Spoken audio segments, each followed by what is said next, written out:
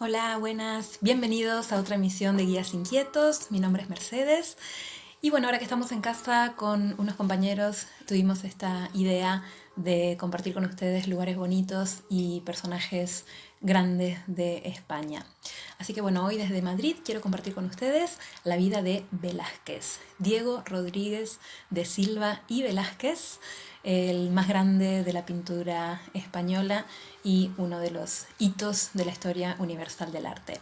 Bueno, para ubicarnos, estamos hablando del siglo XVII, del 1600. Velázquez nació en Sevilla en 1599. Nació en el mes de junio, no se sabe exactamente el día, la fecha, pero sí se sabe que fue bautizado el 6 de junio. Esta época en España, bueno, es el barroco y es el siglo de oro español, donde surgieron grandes de la pintura, contemporáneos a Velázquez. Por ejemplo, tenemos a José de Rivera, a Esteban Murillo, a Zurbarán, a Carreño de Miranda, Ricci, Alonso Cano, entre otros. Pero también fue el siglo de oro de las letras. Cervantes, Góngora, Quevedo, Calderón de la Barca, entre otros. Bueno, en Sevilla, desde muy niño, Velázquez mostró dotes para la pintura, por eso es que estudió en el estudio del maestro de pintura Francisco de Herrera, y luego a los 11 años ingresó en el estudio del maestro Francisco Pacheco, que era un pintor muy conocido en Sevilla en ese momento. No solamente fue su maestro, sino que también fue su suegro. Él se casó con su hija en el año 1618 y tuvieron 2 hijas. Herrera realizó algunas pinturas, por ejemplo, de bodegones, naturalezas muertas, escenas de cocina, de taberna y algunas pinturas religiosas. Una pintura muy famosa de este primer periodo de Velázquez es El aguador de Sevilla, realizada en 1622. Esta pintura se encuentra actualmente en el Museo Wellington de Londres. En el año 1622 se dirige por primera vez a Madrid. Su intención era pintar a los reyes, hacer un retrato del rey, pero no tuvo éxito. Pero sí, en este primer viaje pudo hacer un retrato de Luis de Góngora, famoso poeta del siglo de oro. Este cuadro lo hizo conocido y ya renombrado en los círculos de la corte, por eso es que al año siguiente, en 1623, sí logró su cometido y fue convocado nada más ni nada menos para hacerle un retrato al rey por el conde duque de Olivares, que era el ministro más poderoso y mano derecha del rey, el valido del rey, Felipe IV. Bueno, realiza este retrato del rey en 1623, que le gustó mucho a Felipe IV y por eso instantáneamente ya fue contratado como pintor de cámara del rey, cargo que mantuvo hasta su muerte. Bueno, estando ya en la corte, tuvo la posibilidad de poder conocer las pinturas de la colección real, sobre todo las pinturas de Tiziano. Viendo las pinturas de Tiziano, él influenció mucho en su estilo, y más tarde otro artista que también influenció mucho en su carrera, en su evolución pictórica, fue nada más ni nada menos que Rubens. Pedro Pablo Rubens, Peter Paul Rubens, este pintor flamenco, pintor holandés, que es uno de los mayores representantes de la pintura barroca, donde también, además de Velázquez en el Museo del Prado, tenemos muchas de sus obras aquí en Madrid. De hecho, el Museo del Prado es el museo que más pinturas de Rubens y de Velázquez tiene en el mundo. Bueno, en el año 1626 ellos hicieron un trabajo conjunto, realizaron un retrato del valido, el conde duque de Olivares. Este retrato en realidad es un grabado, es un aguafuerte, en el cual Velázquez compuso el retrato del rostro y luego el marco alegórico fue diseñado, elaborado por Rubens. Pero no solamente hicieron este trabajo en conjunto a distancia, mandándose correspondencia, sino que también se conocieron personalmente. Ellos coincidieron en Madrid en el año 1628, segundo viaje de Rubens a Madrid, en el cual estuvo en la corte aproximadamente por unos 8 meses, realizando muchas pinturas para Felipe IV. El rey Felipe IV tenía como sus 2 pintores favoritos a Velázquez y a Rubens, que son los cuadros que más coleccionó, o digamos la colección más importante real de cuadros de Velázquez y de Rubens son gracias a Felipe IV. Bueno, ellos trabajaron conjuntamente. Rubens, de hecho, elogió mucho el trabajo de Velázquez y Velázquez pudo ver a Rubens pintar, sobre todo muchos cuadros mitológicos. Y fueron juntos inclusive a el monasterio de El Escorial, donde Velázquez era el encargado de la decoración del mismo.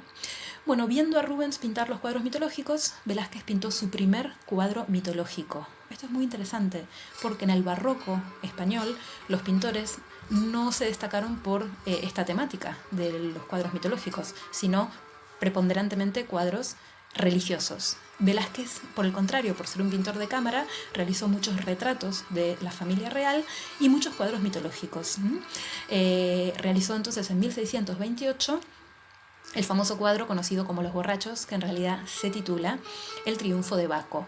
Este cuadro es muy interesante, muy curioso, porque es como que Velázquez desmitifica una escena mitológica. Aquí vamos a ver en un cuadro la convivencia de una escena mitológica, que es el dios Baco, el dios del vino, y luego una escena donde vemos personajes de la vida cotidiana, de la vida real. Gente trabajadora, del pueblo, con ropas sencillas, rostros curtidos. Bueno, en el año 1629 realiza su primer viaje a Italia. Velázquez viajó a Italia, a Venecia y a Roma para perfeccionar sus estudios de pintura. En Venecia pudo conocer la obra de Tintoretto y en Roma pudo conocer la obra de Rafael y de Miguel Ángel. Esto influenció muchísimo en su carrera y en su técnica por haber podido apreciar las esculturas clásicas. Estando en Roma en 1630, realiza dos cuadros muy famosos que son La fragua de Vulcano y La túnica de José. La fragua de Vulcano se encuentra actualmente en el Museo del Prado. Podemos ver muy bien aquí cómo él ha mejorado la perspectiva arquitectónica de sus cuadros y además, sobre todo, cómo mejoró también la representación de la anatomía humana, ¿no? Los huesos, los músculos, la piel, las expresiones, las emociones de los rostros. En el caso de la fragua, con el taller del fuego, podemos ver hasta los cuerpos sudados. La túnica de José se encuentra actualmente en el monasterio del Escorial. Bueno, regresó a Madrid en 1631 y en 1632 realizó un cuadro muy bonito que es la crucifixión de Cristo, ¿no? Cristo crucificado. Este cuadro de la crucifixión se encuentra en el Museo del Prado, pero originalmente fue realizado para el convento de San Plácido, aquí en el centro de Madrid, en el barrio de Malasaña.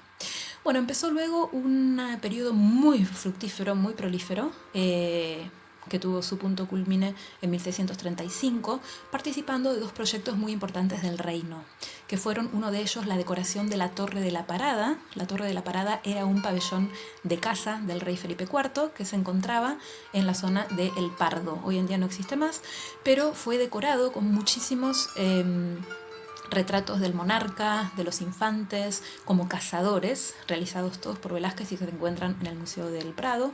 También por cuadros mitológicos, como por ejemplo Esopo, Menipo, filósofo y fabulista griego, que están vestidos como mendigos, muy curioso, y el dios Marte. Estos cuadros están en el Museo del Prado.